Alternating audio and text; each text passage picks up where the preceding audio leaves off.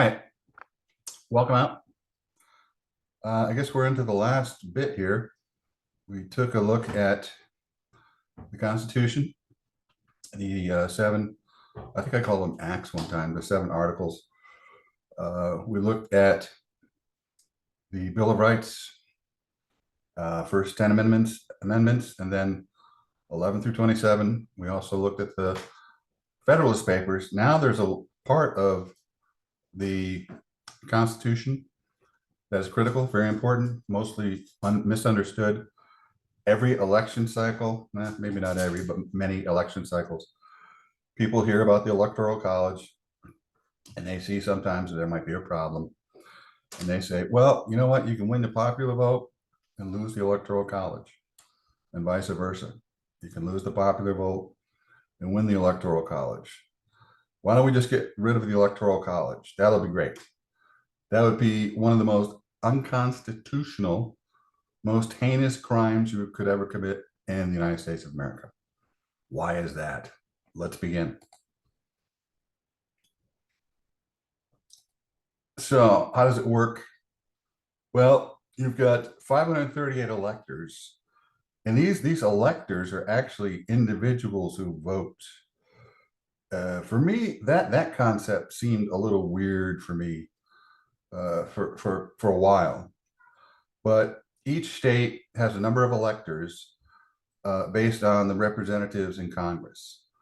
So like California, the House members plus the two senators equals, what is California, 55 electoral votes. So they're going to have because of the large population, they're going to have the greatest number of electoral votes.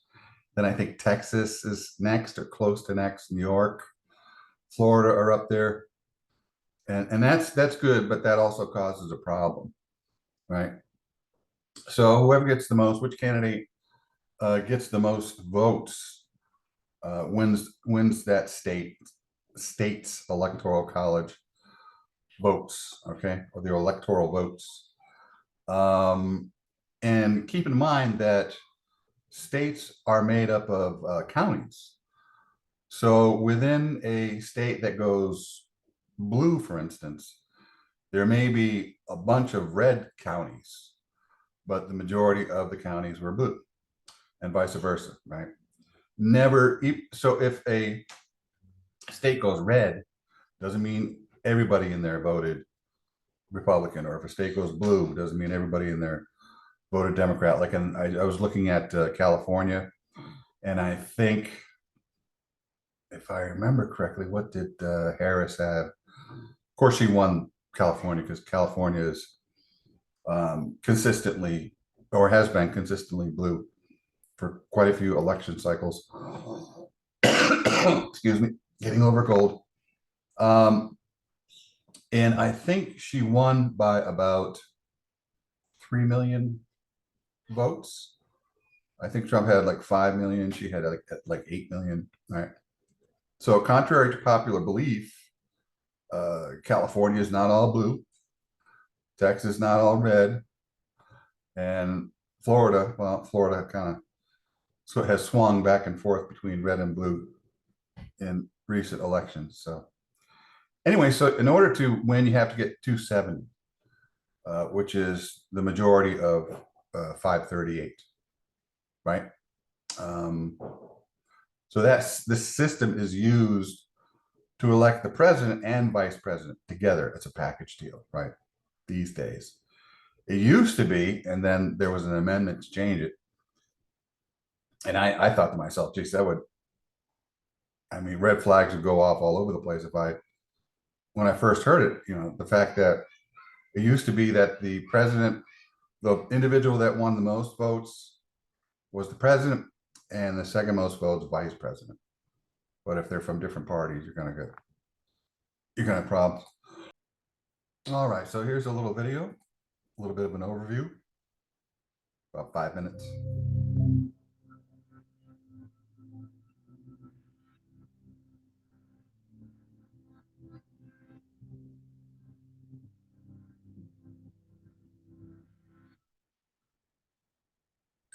Most people have heard of the Electoral College during presidential election years. But what exactly is the Electoral College? Simply said, it is a group of people appointed by each state who formally elect the President and Vice President of the United States. To understand how this process began and how it continues today, we can look at the Constitution of the United States. Article 2, Section 1, Clause 2 of the Constitution. It specifies how many electors each state is entitled to have. Since 1964, there have been 538 electors in each presidential election. How did they decide on the number 538? Well, the number of electors is equal to the total voting membership of the United States Congress, 435 representatives plus 100 senators and 3 electors from the District of Columbia. Remember that one? Essentially, the Democratic candidate and Republican candidate are each trying to add up the electors in every state so that they surpass 270 electoral votes, or just over half of 538 votes, and win the presidency. So how do states even get electoral votes? Each state receives a particular number of electors based on population size. The census is conducted every 10 years, so every time the census happens, states might gain or lose a few electoral votes. Let's say you're a voter in California, a state with 55 electoral votes. If your candidate wins in California, they get all 55 of the state's electoral votes. If your candidate loses, they get none. This is why many presidential candidates want to win states like Texas, Florida, and New York. If you currently add up the electoral votes of those 3 states, you would have 96 electoral votes. Even if a candidate won North Dakota, South Dakota, Montana, Wyoming, Vermont, New Hampshire, Connecticut, and West Virginia, they would only gain 31 electoral votes total from those 8 states. Here's where it can get a little tricky. On a rare occasion, like in the year 2000, someone can win the popular vote but fail to gain 270 electoral votes. This means that the winner may have won and collected their electoral votes by small margins, winning just enough states with just enough electoral votes, but the losing candidate may have captured large voter margins in the remaining states. If this is the case, the very large margins secured by the losing candidate in the other states would add up to over 50% of the ballots cast nationally. Therefore, the losing candidate may have gained more than 50% of the ballots cast by voters, but failed to gain 270 of the electoral votes. Some critics of the Electoral College argue the system gives an unfair advantage to states with large numbers of electoral votes. Think of it this way. It is possible for a candidate to not get a single person's vote, not one vote, in 39 states or the District of Columbia, yet be elected president by winning the popular vote in just 11 of these 12 states: California, New York, Texas, Florida, Pennsylvania, Illinois, Ohio, Michigan, New Jersey, North Carolina, Georgia, or Virginia. This is why both parties pay attention to these states. However, others argue that the Electoral College protects small states such as Rhode Island, Vermont, and New Hampshire, and even geographically large states with small populations like Alaska, Wyoming, and the Dakotas.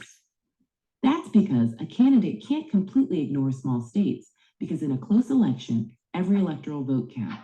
There are certain states that have a long history of voting for a particular party. These are known as safe states. For the past 4 election cycles, in 1996, 2000, 2004, and 2008, Democrats could count on states like Oregon, Maryland, Michigan, and Massachusetts, whereas the Republicans could count on states like Mississippi, Alabama, Kansas, and Idaho. States that are teetering between parties are called swing states. In the past 4 election cycles, Ohio and Florida have been swing states, twice providing electoral votes for a Democratic candidate and twice providing electoral votes for a Republican candidate. Think about it. Do you live in a safe state? If so, is it a Democratic or Republican safe state? Do you live in a swing state? Are your neighboring states swing or safe? Is the population in your state increasing or decreasing? And do not forget, when you're watching the electoral returns on election night every 4 years and the big map of the United States is on the screen, know that the magic number is 270 and start adding.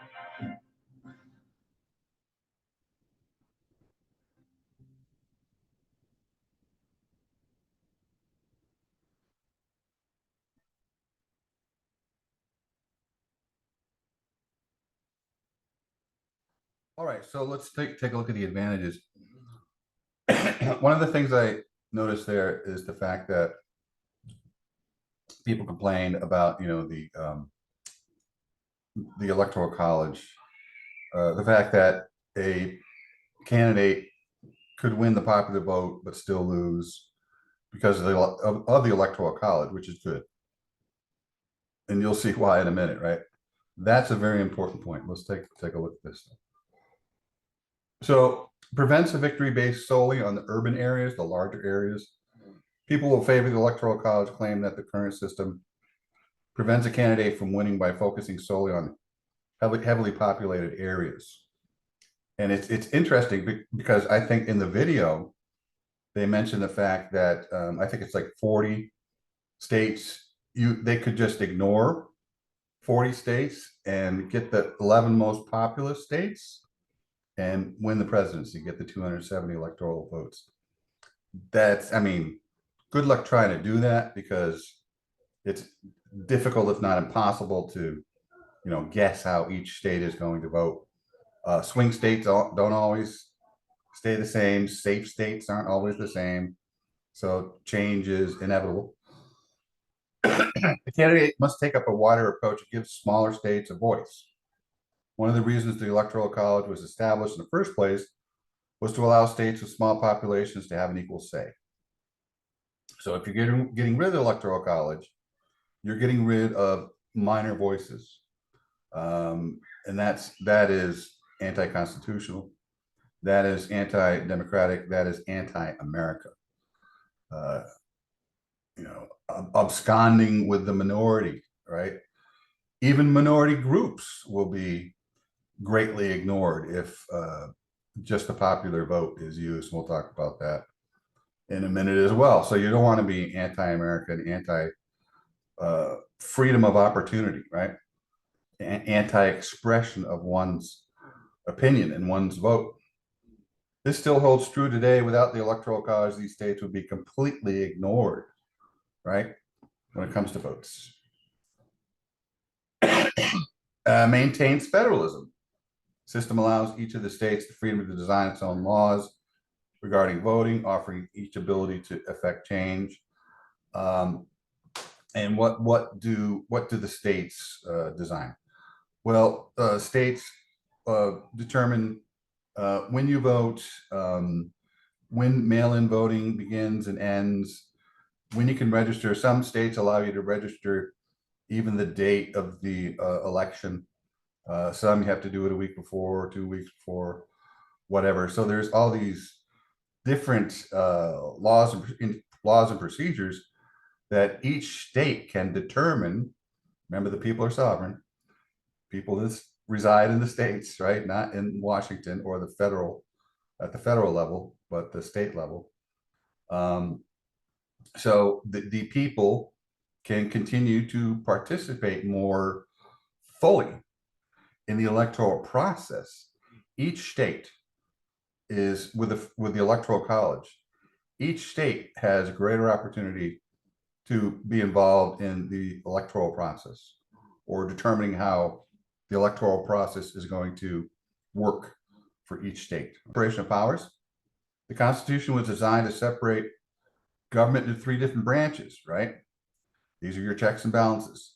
Proponents argue that if a president were elected directly, very good point here, he or she could assert a national popular mandate that would undermine the other government branches and could potentially result in tyranny. Okay, so it takes Congress, it takes the representatives and the senators, right, from their states right out of the picture, and all they would have to do is adjust their agenda to align with those 11 states that have the most votes and get into office that way, right? So potential tyranny. So, if you're a tyrant, if you do things that oppose the safety of those in the United States in a tyrannical fashion, that could lead to imprisonment or death. So you can see how dangerous it would be to get rid of the Electoral College. You're not only taking away people's voices, but you're also infringing upon their rights and infringing upon the basic core laws of the United States. Minority groups. There it is. Proponents argue that the minority groups and interest groups can have great impact in swaying votes due to the winner-take-all system. So, and this is something that politicians now have to do. They have to create a very broad appeal. They can't just have a few interests and throw them out there because that's not going to catch with as many people as possible. So what you try to do, you don't just try to manipulate people, but you really have to think your platform through much more thoroughly, right? And that's probably why Trump won this time. What he was offering was more broad and encompassing than that which Harris presented or offered, right? Disadvantages of the Electoral College. The candidate with fewer votes can win the presidency. That is correct, Iceman. Yes, sir. Like George Bush, who won in 2000 with the, what was that? The hanging Chad incident, right? Now, he had the broadest appeal, right? Even though Al Gore won the popular vote, most of those people that were for Gore were living in large population, densely large population areas, little pockets, right? Here and there, maybe 3 or 4 pockets. And you can win, but you're still, if you just went with the popular vote, you could win that way, sure, if you just go by popular vote, but you're still missing out representing, and the president is to represent the people of the entire United States, not just the larger chunks or urban areas, right? So, and you can look at this. Al Gore won 20 states, Bush 30, Gore won 677 counties. Bush won about 4 times that, right? 2004, 34. Gore won 580 square miles and Bush 2,400,000 square miles. So he who covers the greatest amount, or the widest, the most square miles, you could even say, right?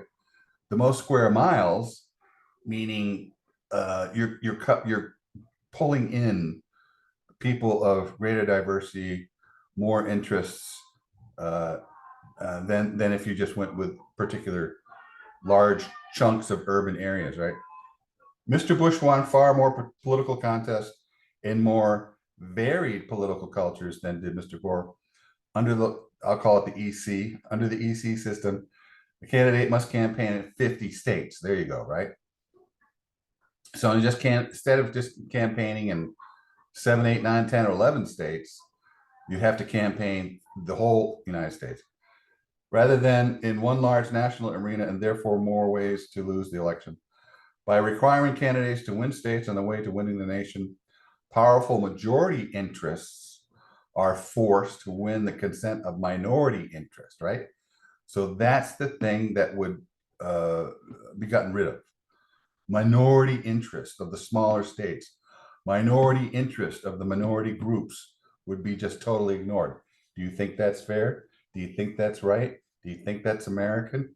Do you think that's what America is about? Taking away people's voices, taking away people's rights, taking away people's needs, ignoring people's needs, right? No. Powerful majority interests are forced to win the consent of minority interests in many separate contests, so the country as a whole remains more contented, represented, and united or unified, right? An unfair sway. Some votes are worth more electoral votes than others. This causes candidates to focus their campaigns and efforts in that area, as I talked about already, right? It distorts the presidential campaign. This is what I was talking about. They mentioned this in that little short video. The candidates can basically write off more than 40 states, right? What's that, like 3/4? That they know they either can't win or lose, or it doesn't matter, win or lose. I don't care. I just have to go to those larger states, those 11 larger states, California, Texas, New York, right? Make up more than 25% of the population, or Alaska, the geographically biggest state. So just shoot. Again, if the Electoral College didn't exist, every campaign, every 4 years, those 10, 11 states would be just fully focused on. And the majority of the states, nah, you're too small. You don't matter. Who cares about you and your opinions and your minority, small little states and your minority groups? I'm just going to be a monster. I'm going to be a tyrant. I'm going to be a dictator and win that way, right? A despot. Do you want another King George III scenario? I don't think so. So that's what that would basically set up. Reasons for continued use. Electoral college system is respected for its historical roots, and because it usually reflects the popular vote. It also gives greater weight to smaller states, as has been mentioned several times. One of the checks and balances of the U.S. Constitution, right? So it basically, the Electoral College satisfies many of the basic requirements of the Constitution, right? Not ignoring the smaller voices, the smaller states, the minority groups, sticking to the federal system, right? Where everything isn't just the large population or the federal level. It's also much more focused on the state level, right? All that good stuff. For example, largest state, California. So there's a bit of a trade-off. You can see how the percentages kind of brush up against one another here. Has 12%, 12.03% U.S. population and 55 electoral votes, which represents 10.22% of the college total. Wyoming, a sparsely populated state, has 0.18% of the U.S. population, but its 3 seats in Electoral College give it 0.56%, right? So you can see here the percentage is 12, and then it's taken down a little bit, right? Take down that large state, knock it down the size of it. And here's a tiny state, Wyoming, right? 8.818%, and bump that up a little bit. So help the little guys and bring the big guys down, take them down a little bit.